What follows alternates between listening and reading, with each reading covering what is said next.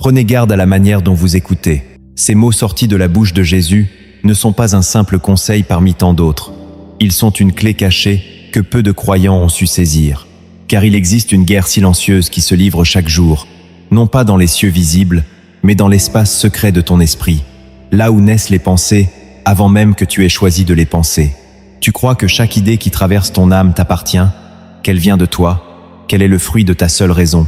Mais l'Écriture révèle une réalité troublante et libératrice à la fois. Certaines pensées ne viennent pas de toi. Elles sont semées, elles sont soufflées, elles sont lancées comme des flèches dans le silence de ton cœur. Et si tu ne sais pas les reconnaître, tu risques de bâtir toute ta vie sur des fondations qui ne sont pas les tiennes. Ce message va ouvrir devant toi une vérité que l'Église a trop souvent effleurée, sans jamais l'expliquer en profondeur. Si cette parole touche quelque chose en toi dès maintenant, prends un instant pour aimer cette vidéo et t'abonner à cette chaîne, car nous marchons ensemble vers une compréhension plus fine de la voix de Dieu. Dis-nous en commentaire cette phrase qui a déjà résonné en toi. Mes pensées ne sont pas toutes miennes, et reste jusqu'à la fin, car une prière puissante t'attend, capable de renouveler ton discernement et de fortifier ta marche avec le Seigneur. Depuis le commencement, Dieu a créé l'homme avec un esprit capable de recevoir. Dès le jardin d'Éden, avant même que le péché n'entre dans le monde, une voix étrangère s'est adressée à la pensée d'Ève. Le serpent n'a pas pris possession de son corps. Il n'a pas agi par la force. Il a simplement introduit une question dans son esprit. Dieu a-t-il réellement dit? Cette question paraissait innocente, presque raisonnable, mais elle portait en elle une semence étrangère destinée à germer dans le doute. Voilà la toute première leçon que les Écritures nous enseignent sur les pensées. Elles ne naissent pas toutes de source pure. Depuis ce jour, l'esprit humain est devenu un champ de bataille où se disputent plusieurs voix, et discerner leur origine est devenu une nécessité de survie spirituelle.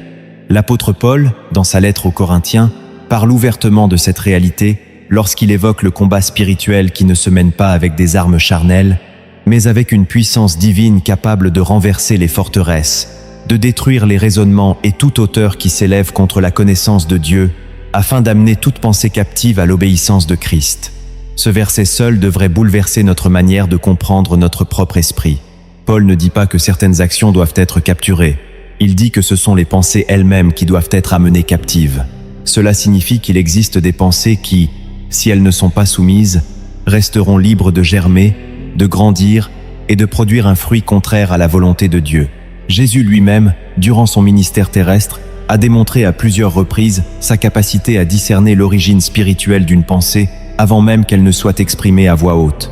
Lorsque Pierre, dans un élan de tendresse humaine, tenta de dissuader le Seigneur de marcher vers la croix, Jésus ne répondit pas à Pierre comme à un simple homme exprimant une opinion.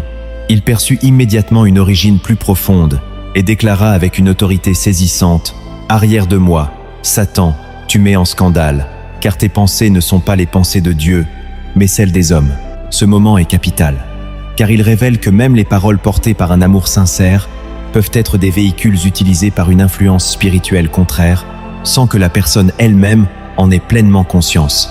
Pierre n'était pas possédé, Pierre n'était pas mauvais, mais dans cet instant précis, sa pensée avait été traversée par une inspiration qui ne venait pas du Père Céleste. Ce principe se retrouve également dans la vie du roi David, lorsque, dans un moment d'orgueil, il fut poussé à faire le dénombrement du peuple d'Israël. Le texte biblique précise que Satan se leva contre Israël et incita David à compter le peuple. Une pensée s'est infiltrée dans l'esprit d'un homme pourtant reconnu comme un homme selon le cœur de Dieu, et cette pensée a conduit à des conséquences douloureuses pour toute une nation. Cela nous enseigne une vérité essentielle.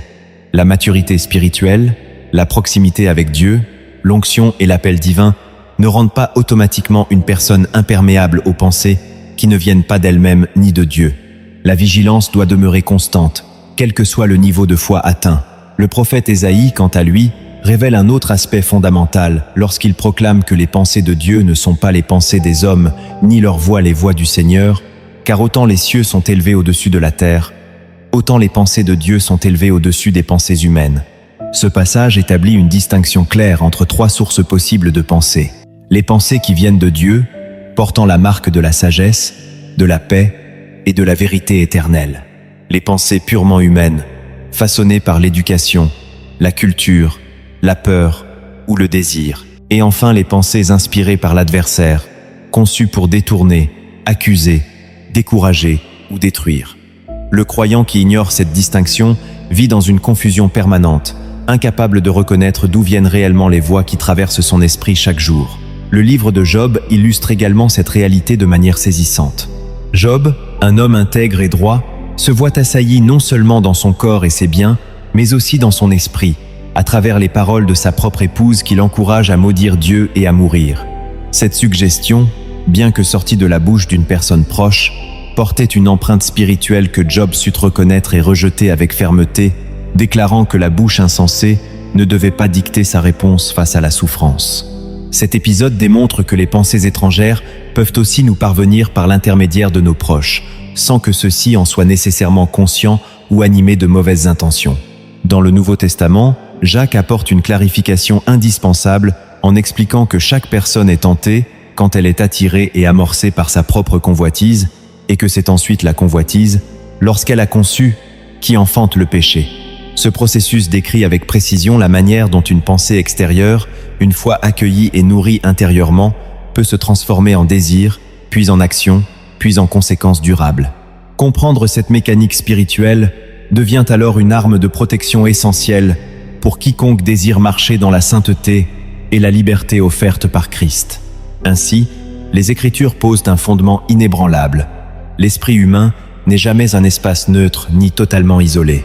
Il est constamment exposé à des influences multiples, certaines venant du Père des Lumières, source de toute bonne grâce et de tout don parfait, d'autres venant de la chair encore marquée par la nature déchue, et d'autres enfin venant de l'adversaire, qui rôde comme un lion rugissant cherchant qui dévorer. Cette vérité, loin de plonger le croyant dans la peur, doit au contraire l'éveiller à une vigilance sainte, semblable à celle recommandée par Pierre lorsqu'il exhorte les croyants à être sobres et à veiller. Car reconnaître que toute pensée ne vient pas de soi n'est pas une excuse pour fuir sa responsabilité, mais une invitation urgente à développer un discernement affûté, capable de distinguer la voix du berger de toute autre voix étrangère, et de bâtir enfin une vie intérieure alignée sur la vérité éternelle du royaume de Dieu. Le premier principe que la parole de Dieu établit est celui-ci. Toute pensée doit être testée avant d'être reçue comme vérité. Jean l'apôtre exhorte les croyants à ne pas croire à tout esprit, mais à éprouver les esprits pour savoir s'ils sont de Dieu. Cela signifie qu'une pensée n'a pas d'autorité automatique, simplement parce qu'elle traverse ton esprit avec force ou clarté.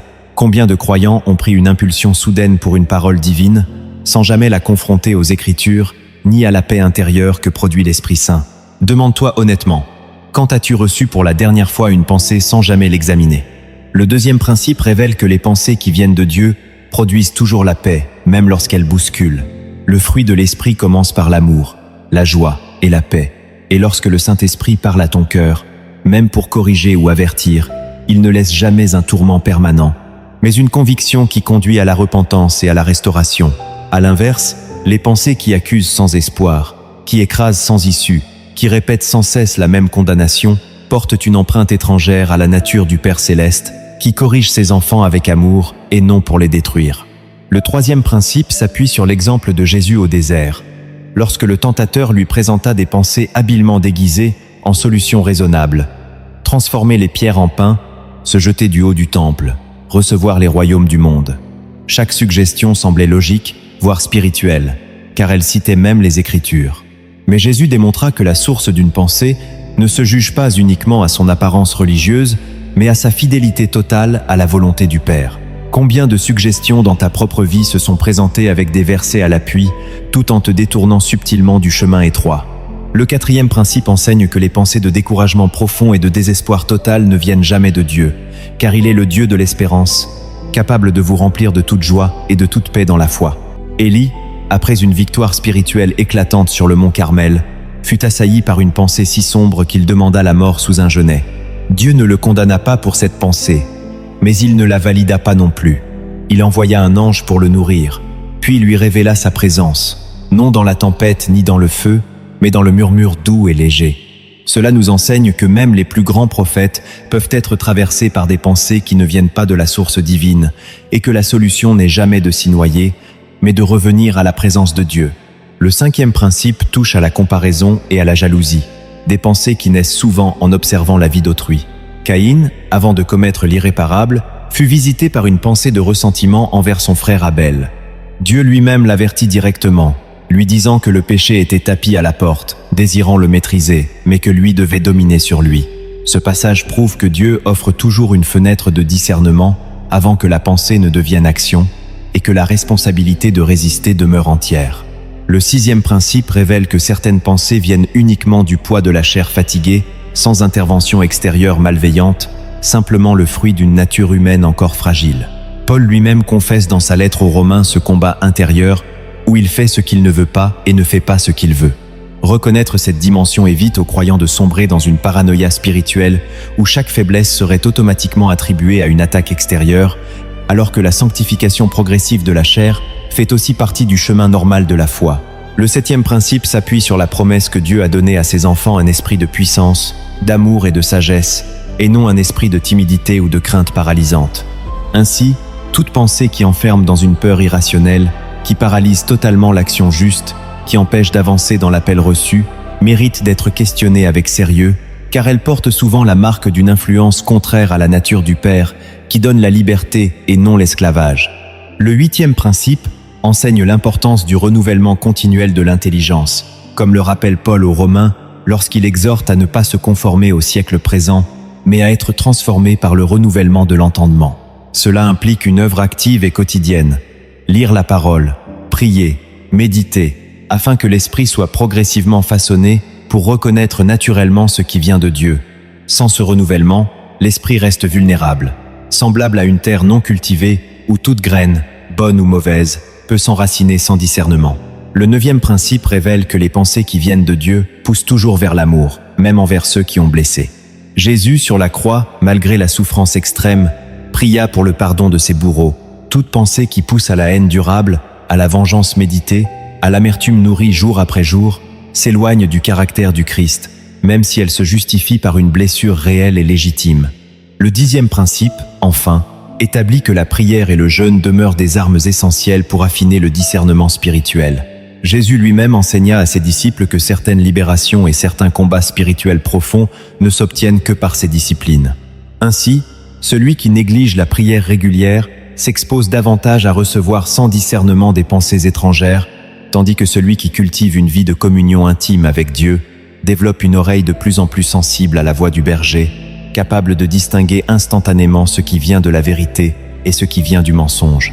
Ces 10 principes, tissés ensemble, forment une armure de discernement indispensable pour tout croyant sincère.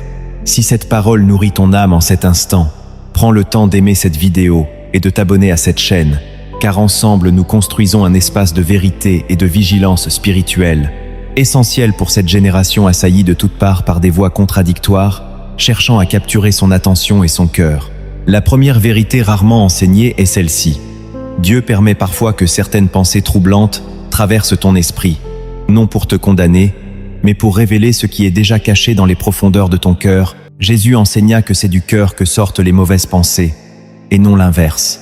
Ainsi, une pensée qui surgit soudainement n'est pas toujours plantée de l'extérieur, elle peut aussi remonter comme une eau souterraine longtemps contenue, révélant une blessure non guérie, une peur ancienne, un désir non soumis. Cette vérité corrige une interprétation déséquilibrée qui consisterait à toujours blâmer une force extérieure, alors que Dieu, dans sa fidélité, utilise parfois ces remontées pour t'inviter à la guérison intérieure plutôt qu'au simple combat spirituel. La deuxième vérité profonde concerne le silence de Dieu face à certaines pensées.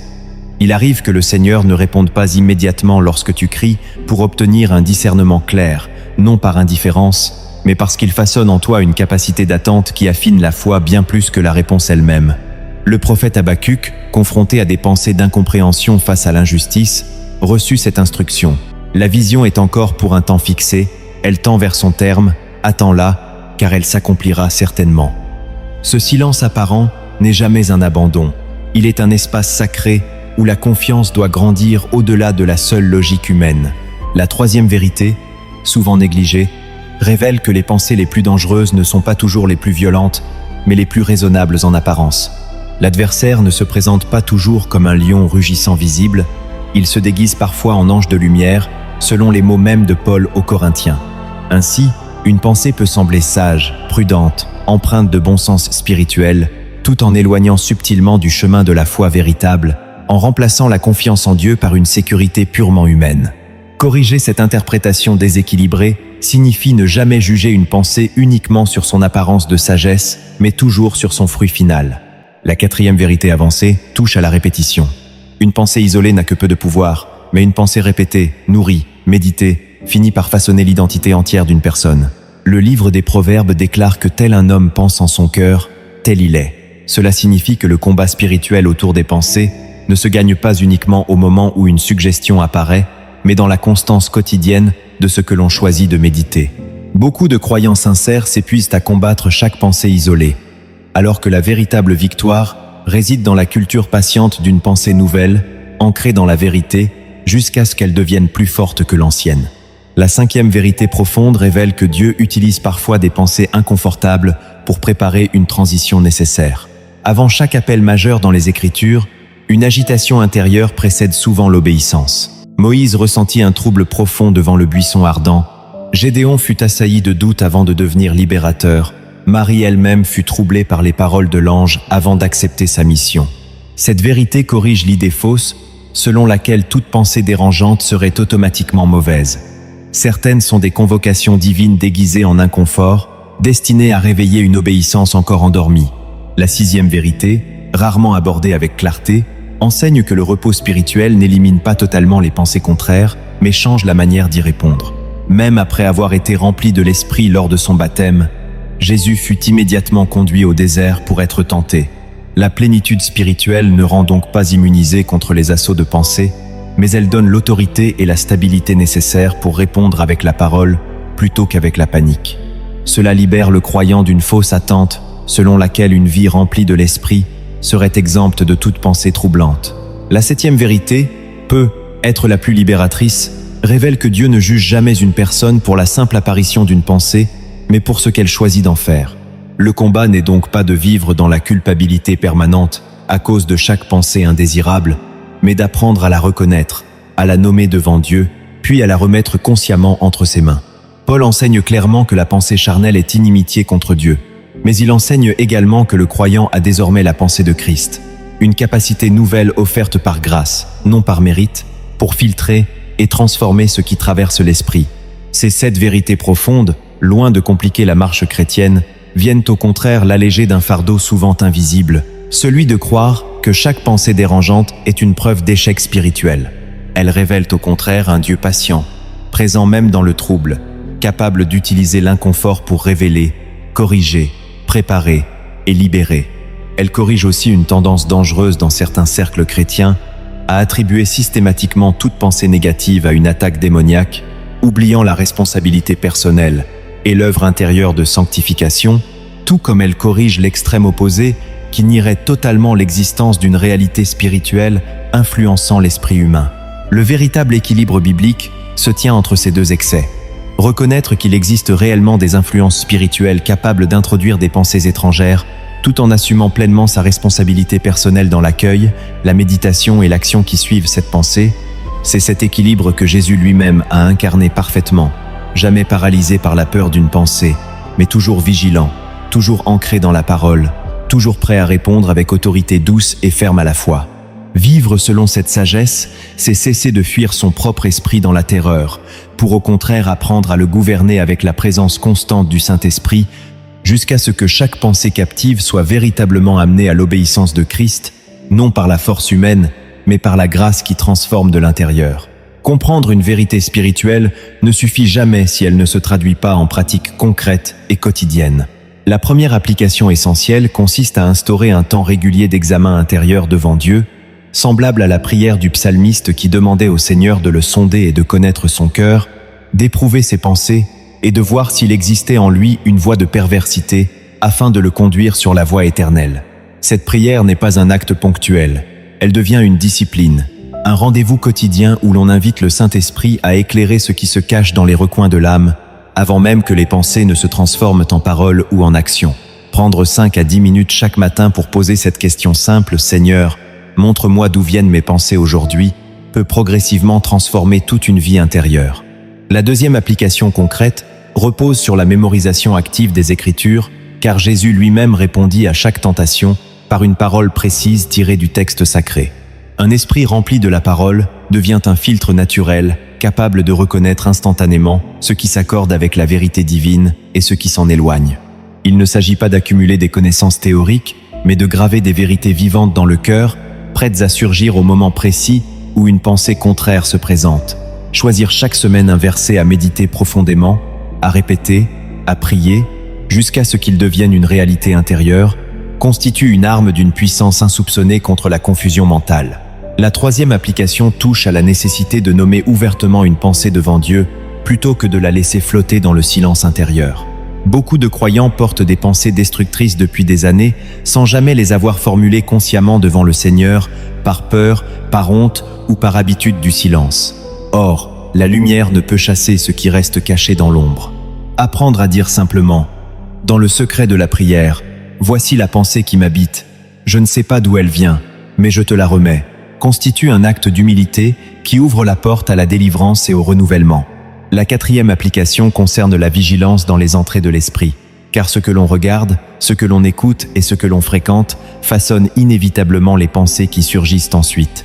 Paul exhorte les croyants à ne penser qu'à ce qui est vrai, honorable, juste, pur, aimable, de bonne réputation, vertueux et digne de louange. Cela ne signifie pas fuir le monde de manière rigide, mais choisir consciemment ce qui nourrit l'âme, en écartant progressivement ce qui l'encombre de confusion, de peur ou de comparaison stérile. Cette discipline demande du courage, car elle implique parfois de renoncer à des habitudes confortables, mais nuisibles à la clarté spirituelle. La cinquième application invite à la persévérance dans les moments où le chemin semble voilé et où le discernement paraît absent. Il existe une histoire souvent racontée parmi les anciens de la foi, celle d'un homme marchant de nuit dans une forêt dense, sans lampe, sans étoiles visibles, avançant uniquement au son d'une voix qu'il avait appris à reconnaître au fil des années de communion silencieuse.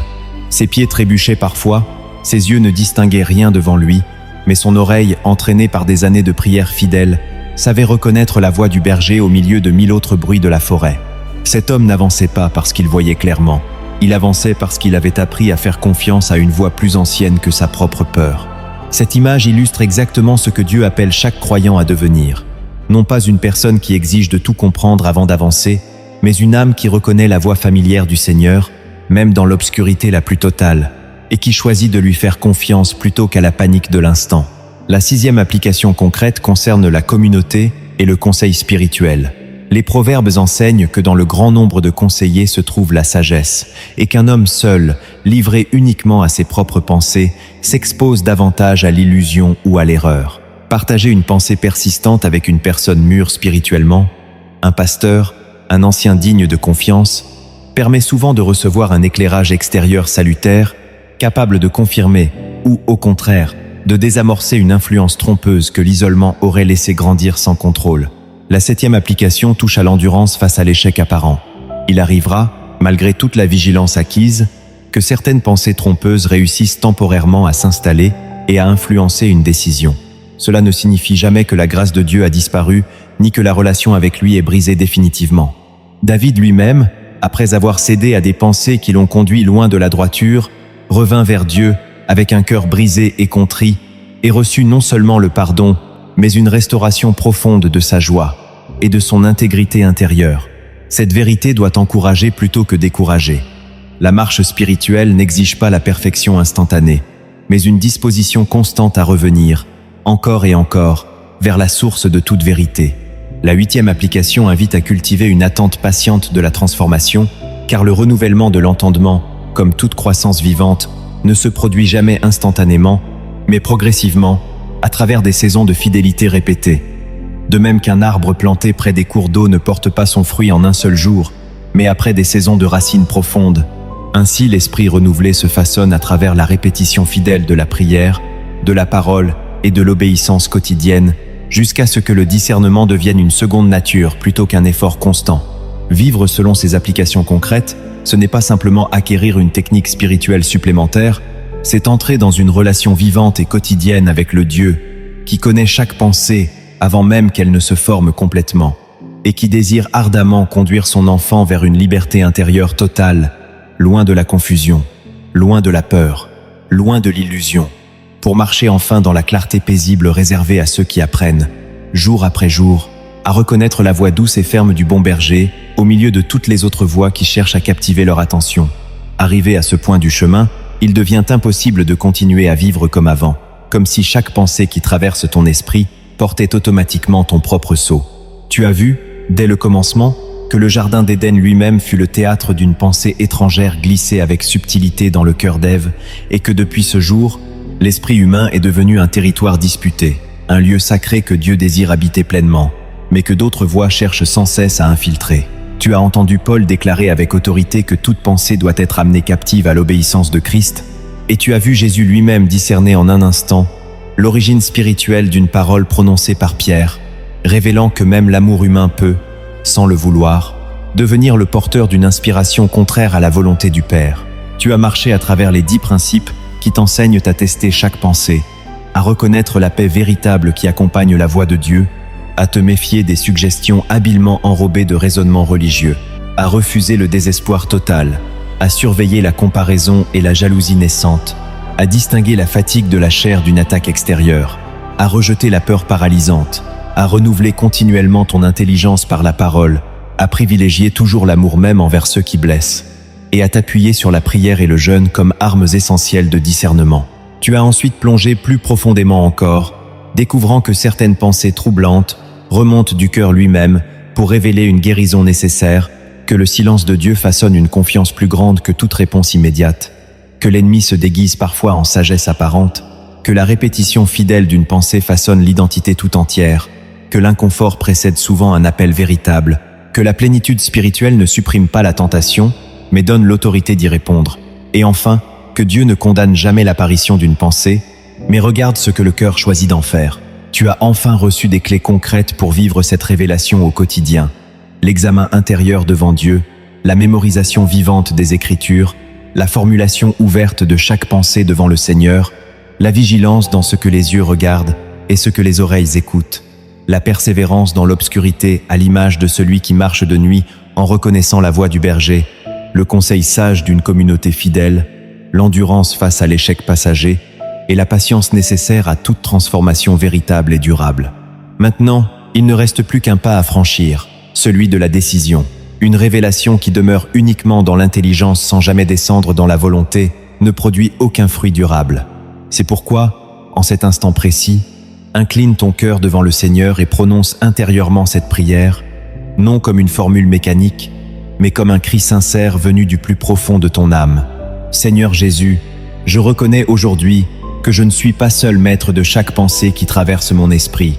Pardonne-moi pour toutes les fois où j'ai reçu une pensée étrangère comme si elle venait de moi, où je l'ai nourrie, où je l'ai crue, où je l'ai laissée grandir jusqu'à façonner mes paroles et mes actions. Je choisis aujourd'hui de soumettre chaque pensée à ton autorité. Envoie ton Saint-Esprit pour affiner mon discernement, pour que je reconnaisse ta voix douce et ferme au milieu de toutes les autres voix qui cherchent à captiver mon attention. Renouvelle mon intelligence par ta parole vivante. Donne-moi la force de rejeter le désespoir, la peur, l'accusation et l'orgueil, et remplis-moi de ta paix, de ton amour et de ta sagesse. Que chaque pensée captive soit désormais amenée à l'obéissance de Christ, non par mes propres forces, mais par ta grâce qui agit en moi de manière continue et fidèle. Je te remets mon esprit tout entier, mes matins, mes nuits, mes silences et mes tempêtes intérieures, sachant que tu es fidèle pour achever en moi l'œuvre que tu as commencée. Amen. Que cette prière ne reste pas une simple parole entendue, mais qu'elle devienne le commencement d'une vigilance nouvelle dans ta marche quotidienne avec Dieu. Rappelle-toi que le combat pour l'esprit ne se gagne jamais en un seul jour, mais à travers une fidélité patiente, renouvelée chaque matin, semblable à la manne qui ne pouvait être conservée d'un jour à l'autre, mais qui devait être recueillie fraîche à chaque lever du soleil. De la même manière, ton discernement spirituel se renouvelle chaque jour dans la prière, dans la parole et dans la communion avec le Saint-Esprit, jamais acquis une fois pour toutes, mais toujours à cultiver avec humilité et persévérance. Si cette parole a touché ton cœur aujourd'hui, si elle a mis des mots sur un combat intérieur que tu portais peu, être en silence depuis longtemps, prends le temps de partager cette vidéo avec une personne qui pourrait en avoir besoin, car il existe certainement autour de toi une âme fatiguée par des pensées qu'elle croyait siennes, alors qu'elles n'étaient que des mensonges déguisés. Écris en commentaire un témoignage sincère, une pensée que tu as appris à reconnaître et à rejeter grâce à cette parole, car ton témoignage peut devenir la clé qui ouvrira la compréhension d'un autre cœur encore prisonnier de la confusion. Prends également l'engagement, dès aujourd'hui, d'ouvrir les Écritures avec un regard neuf, non plus seulement pour lire, mais pour laisser la parole devenir ce filtre vivant, capable de distinguer la vérité éternelle de toute voix passagère.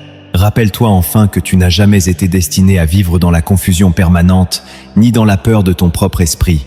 Le Seigneur qui t'a créé connaît chaque pensée avant même qu'elle ne se forme, et il t'a offert, par grâce, la pensée même de Christ, une capacité nouvelle de discernement qui ne dépend pas de ta seule force, mais de sa présence fidèle en toi. Marche donc désormais avec une vigilance paisible, sans terreur excessive, mais avec une conscience éveillée, sachant reconnaître, nommer et remettre chaque pensée entre les mains de celui qui tient déjà toute chose sous son autorité souveraine. Que la paix de Dieu, qui surpasse toute intelligence, garde ton cœur et tes pensées en Jésus-Christ, aujourd'hui et pour tous les jours qui viendront.